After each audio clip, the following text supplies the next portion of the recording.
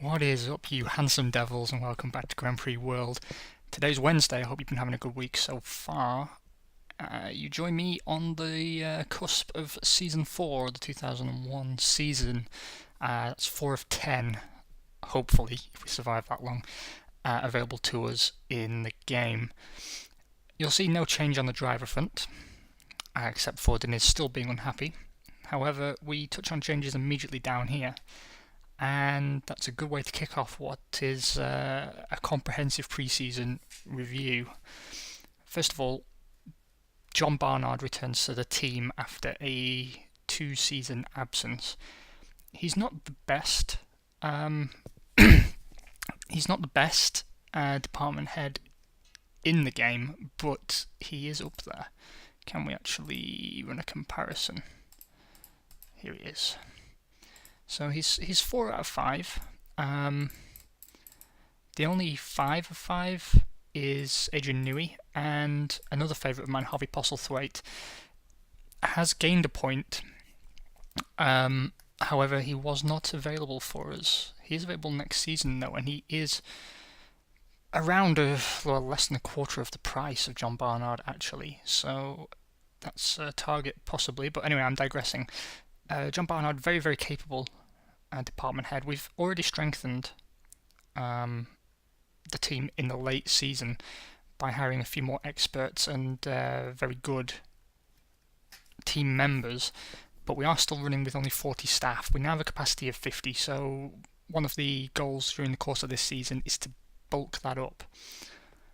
Moving on, we'll go to commercial first. Rupert Mannering joins us on a 1-season deal, taking a 3% commission and a base salary of 119,000. You'll see off camera I've already boosted the staff numbers up to a healthy 44, leaves us 6 spaces available, and then of course we can continue to shift the talent up towards the expert level of the table there. Now on the design front, a bit of a coup. We've got Rory Byrne for 1 season. He's very expensive, 4.256 million, plus a $86,875 bonus every time we win a race, potentially. I don't think that's going to happen necessarily. You see here he's got a good relationship with Johnny Newhouse. That's not really of interest to us, to be honest.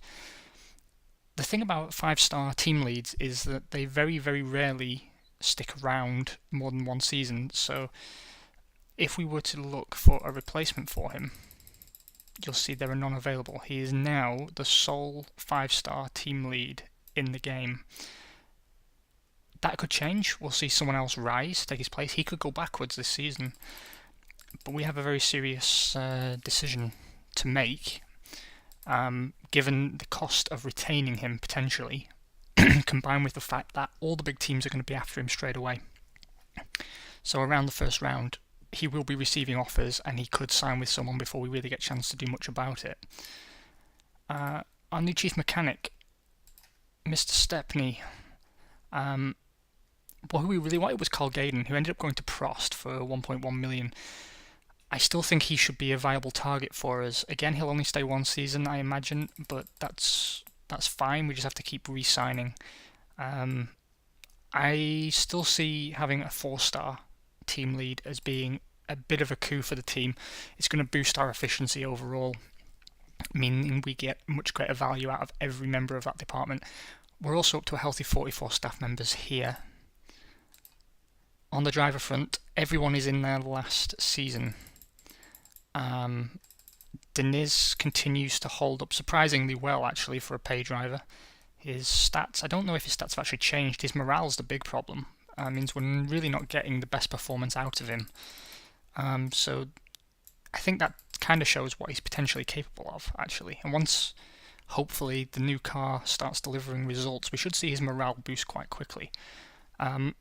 Carl Eisen has gained a point during his season with us as a test driver. Shinji Nakano has also gained. He's now better in bad weather. I don't think he was a 4 rated in bad weather last time out.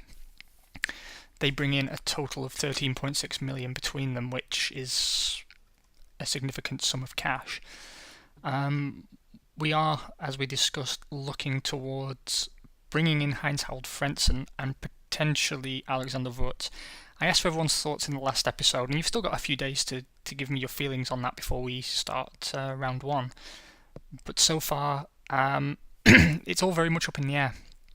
And I've, through one way or another, spoken to about 4 viewers now. 2 are in favour of keeping Deniz, 2 are in favour of Wurz. That's a 50-50 coin toss. So it doesn't even help me make a decision as to who we approach first. I think what we might do is approach Deniz first out of respect, and if his terms are not acceptable, and that's something else you should think about if we're steering the team a certain way, is that assuming Deniz will sign with us at all, because he has been unhappy for the majority of his time with the team actually, he may wish for a 3, 4, or even 5 season deal, which commits us through till the end of the game. And while we can fire him, there's financial repercussions for doing so. It can also affect your ability to sign other drivers. There's a lot to consider there. Anyway, we'll continue reviewing our own team before we go and look at how the opponents shape up. So this year's chassis is an AR 2001-A, which is powered by a Works Peugeot engine. And you'll see here the specification of the first evolution of that engine. The main areas of concern are power and reliability. The engine's not fantastic, but let's see how it measures up against the others out there at the moment. So you see Mercedes continue to dominate on power. Their reliability isn't bad either, and their rigidity is really, really good. Ferrari have put out a surprisingly bad engine considering we did a lot of work for them last season. I would go so far as to say we've actually come out, the move to Peugeot has actually come out better for us than I feared. While there is 1 more point in reliability and 2 more in power on the Ferrari engine, I think it compromises almost everywhere else. And well, it is a lighter engine actually, so maybe it's fair. I think it's a fair exchange. Although I don't know, its fuel economy is really, really bad. Same as the Mercedes actually. So I think the trade-off's probably good. We can run the car lighter with that. Honda have put out a surprisingly good engine, and that's an engine that I would go back to. I think our Mugen Honda year was a good year. The only problem is that we don't have any control at all over how that engine develops. Moving on to Ford. Ford is still the engine to have, I would argue. It has a reliability problem, and we did see that reliability problem rear its head multiple times last season, which means that those in charge of that program, probably McLaren and Williams, I would imagine, have some input on that program. We're not focusing on reliability when they should have been, which is inexplicable, really. Mechachrome continue to put out a very respectable engine. I don't think Stewart are going to suffer too much there. And the Hart engine actually is okay, but it's so far down on both power and reliability that it really isn't worth considering, although the other stats measure up quite respectably. And again, we're not looking at who's powered by who at the moment, we're just looking at what we've got. So we're still on Bridgestone tyres. And that seems to be the tyre to have in terms of grip and tyre life. So actually, even though we've got less than preferential terms, we do actually have some decent compounds here. I would say actually our rain tyre looks very, very good. The intermediate looks fantastic. The hard compound looks really good again, and actually the soft looks great too. I can't see an area where Goodyear beat us on those 2 areas. Where they do carry a lot of strength is on the rigidity of the tyre. They've obviously got a much firmer structure underneath the outer layer of rubber. Again, if vibration is not necessarily a problem, then I don't really see how that's going to affect us too much. We'll probably figure that out after the first few rounds if we start having bodywork issues. On the temperature front, I do have to say that their soft tyre activates very, very well. However, their rain tyre struggles greatly. The intermediate tyre doesn't look so sexy either. So overall, I think actually we've done well to stay with Bridgestone, although I'm still in favour of switching to Goodyear and developing our way out of that hole, assuming that these stats continue next season. I don't think the differential necessarily will. We're powered by Esso for 2 seasons here, and what you'll see is we measure up reasonably well. The engine tolerance isn't great, but I would say it's the best compromise fuel out there. I would take power over motor tolerance actually, so I'd say it's up there with Mobil as being the fuel and lubricant supplier to be with. Texaco continues to look like a good option for us. We gain a lot of power there for sacrificing only 1 point in motor tolerance. And again, if you get a works deal with any of these guys, then you can develop your way out. I'm surprised that we haven't been able to get ourselves a works SO deal. At the moment, the only people giving out works deals are Mobil and Shell, and competition is pretty fierce, actually. Let's take a look at this year's car. So we've done really well. We've got 2 big money sponsors actually in the form of FedEx, who are on a multi-year deal, 2.2 million a season. That's very good news for us indeed. And then PIAA, who have been a very good friend to the team, continue. It is a new deal, but it is a continuation.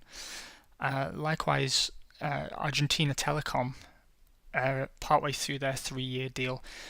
So we do have a small cadre of sponsors that we can pretty much rely on. Our best friends are, however, Red Bull, who we seem to have an amazing rapport with.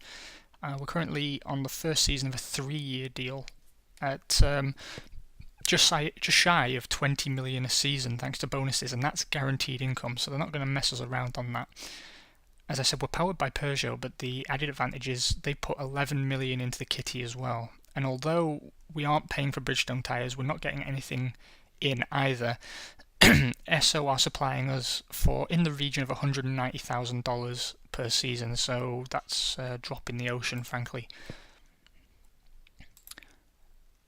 Okay, so let's first of all take a look at the driver lineups up and down the grid.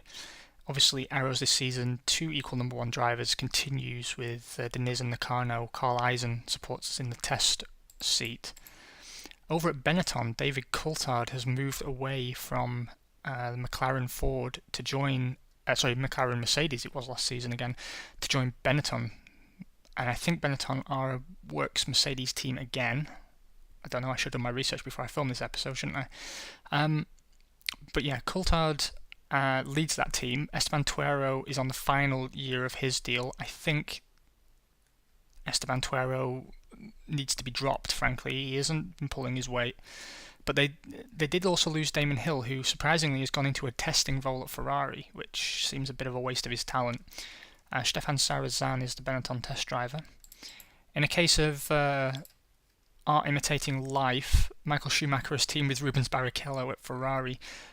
Schumacher there on a 3-season deal. Barrichello continues his final 2 seasons of a 3-year deal.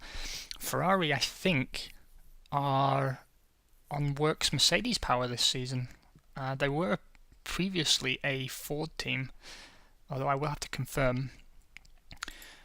Our arch rivals Jordan have picked up Heinz-Harald Frentzen, and they've given him a significant pay increase. He's on 5.8 million now, which means he's going to impact our bank signing him. He leads the team with Alexander Wurz, who has signed a new contract at some point, it seems, because he's now contracted to team till 2004, which removes him from our plans completely.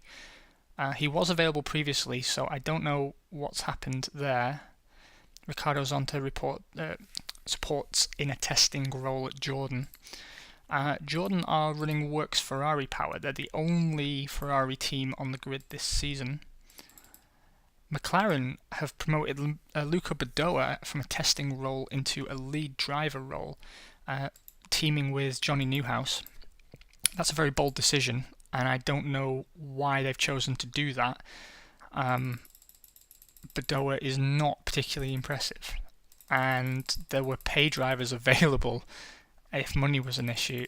I really don't know why that has taken place. I see that as an impediment, actually, and I think McLaren's form are going to suffer as a result. Johnny Newhouse has been very up and down all through this particular playthrough, and I don't see him achieving anything stellar this season. Jürgen Muller continues as their test driver until 2005. Over at Minardi, Mika Salo had a pretty respectable season, all in all. He's earned himself a pay rise again. He's on 2.4 million now. I think he was on 1.8 or 1.9 with us initially, so he's doing all right. His concentration is still probably the best out there. His morale isn't too bad actually, for considering he's in a Minardi, and he's coming along, but he's a bit too old to really develop at this point. 116 starts with 15-point finishes. 9 points finishes, totaling 15 points. Must learn to read. Supporting him is Jan Magnussen, who's also with the team to 2004. A bit of a long-term investment there for Minardi with a 4-season deal. Again, nothing to write home about him. For Minardi, performance is really going to hinge on how well the car performs. I don't see anything particularly impressive coming out from them, to be honest. Over at Prost, Mika Hakkinen ended up having a really good season at Prost, considering the impediment of the car. He's on the second year of a 3-year deal, which must be breaking the bank for them at 10.8 million. And he continues to team with Alberto Marini, who didn't disgrace himself for the most part, although at the end of the season he did seem to go way off the boil. Must have been his eyebrows weighing him down. Celso Moreira is their test driver.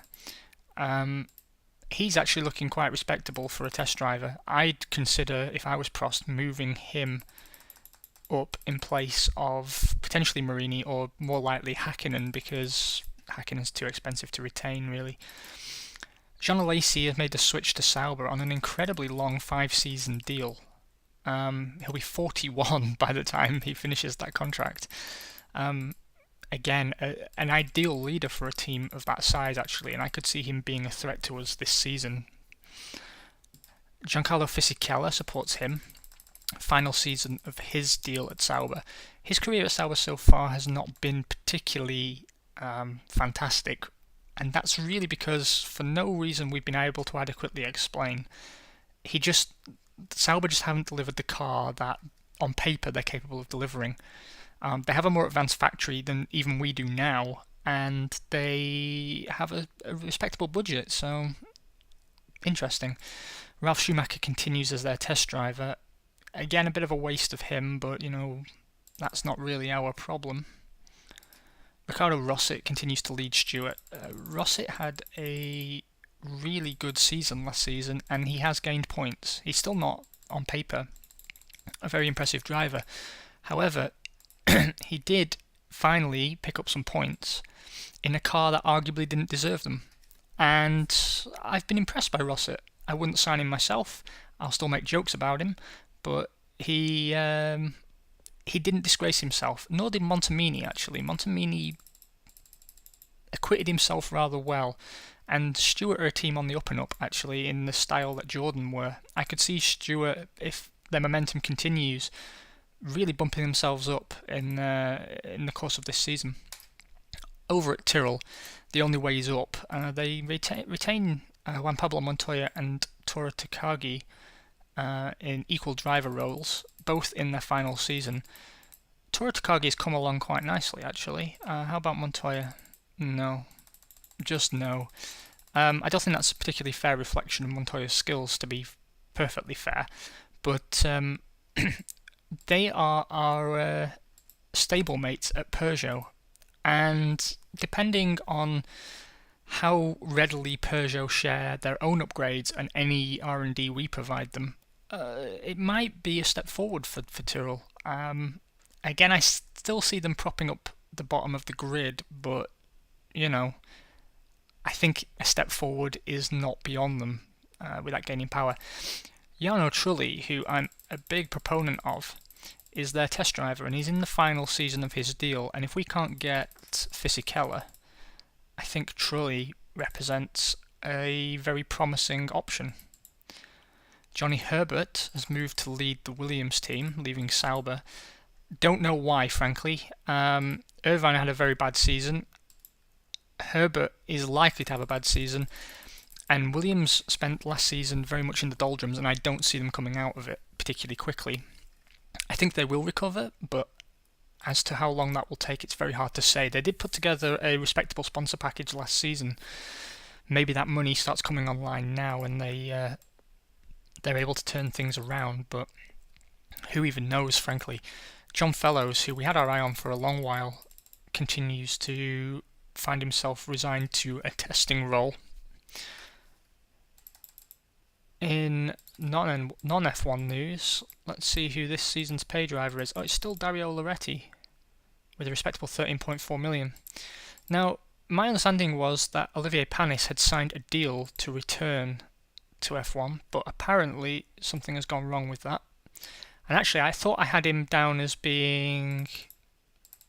Oh, I forget. I'll have to look at the last episode. I'm pretty sure he was supposed to be going to Tyrrell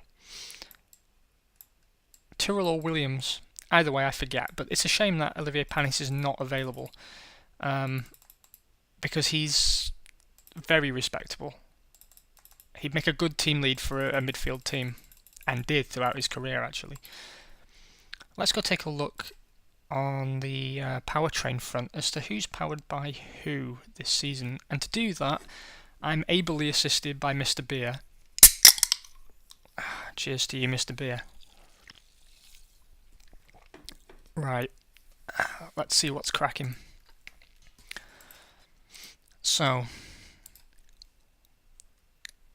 Benetton retain Mercedes Works power, and Ferrari are now powered by a Works Mercedes-Benz deal. Sauber are a partner. I believe that's correct. Yes, that's right. Works Benetton, Works Ferrari, partner Sauber. Again, Mercedes-Benz are continuing to have a very strong engine program, and I'm surprised they delivered such a compromised engine out of that. Moving on to Ferrari, Jordan are the sole works partner now, which means they're actually... We've probably shot ourselves in the foot a little bit, because we did a lot of R&D work, even though we couldn't really afford it for Ferrari last season, in the aims of trying to secure points to keep us ahead of Jordan, and now Jordan are going to reap the benefits of that. I don't think we've lined ourselves up for too much of a developmental hangover overall. I don't think we compromised the car, but we did compromise on testing that would have allowed us to potentially pursue a C-spec chassis.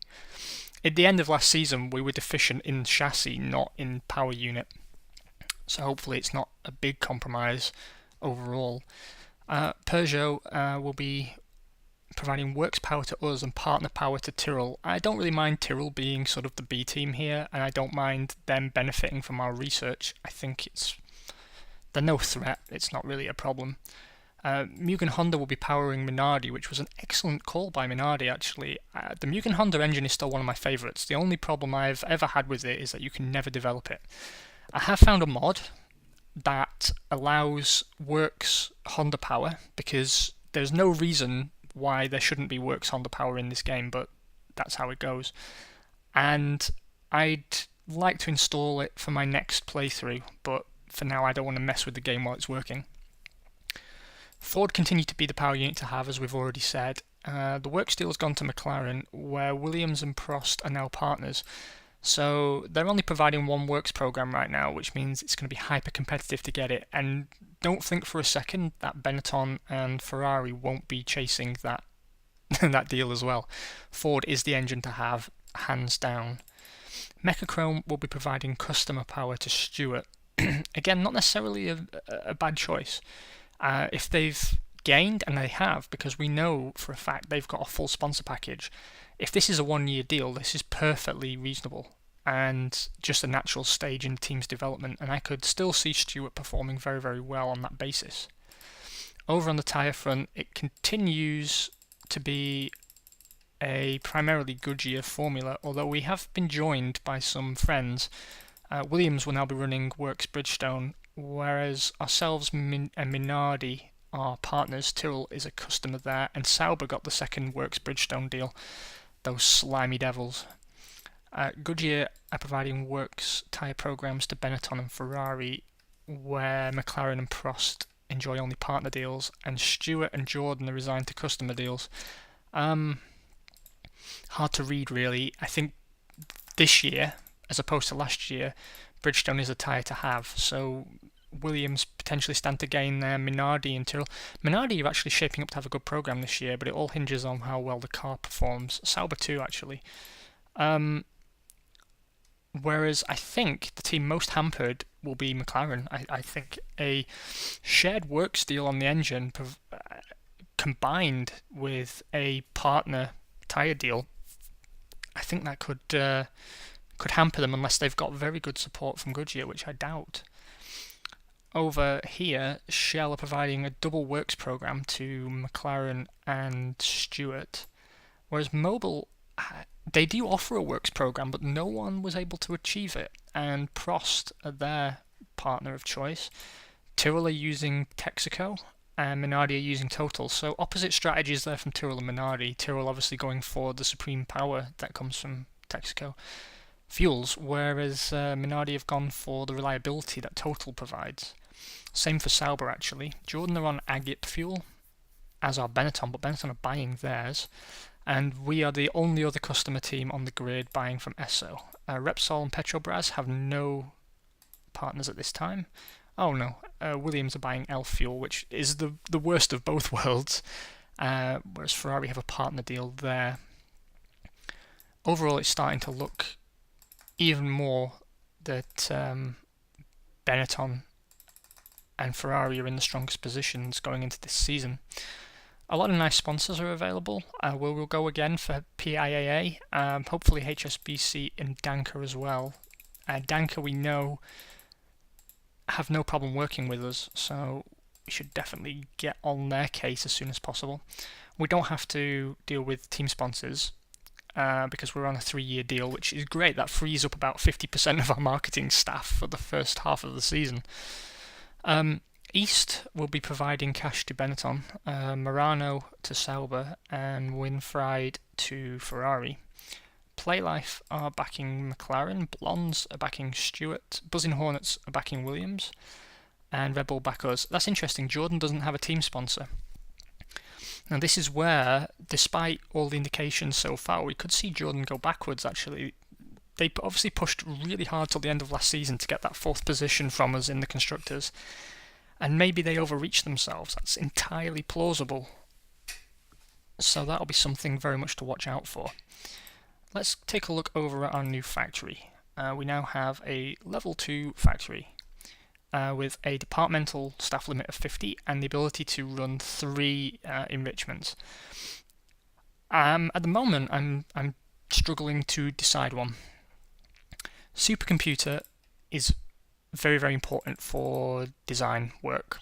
I think it also supports testing, but I think primarily it's a design department piece of equipment, as is the wind tunnel. The wind tunnel is most expensive, 10 million to build a level 5 wind tunnel. The testing rig is something we discussed as well. Testing rig obviously is used only for testing, and primarily actually it boosts testing in general, but it also gives you a boost to setup testing, I believe.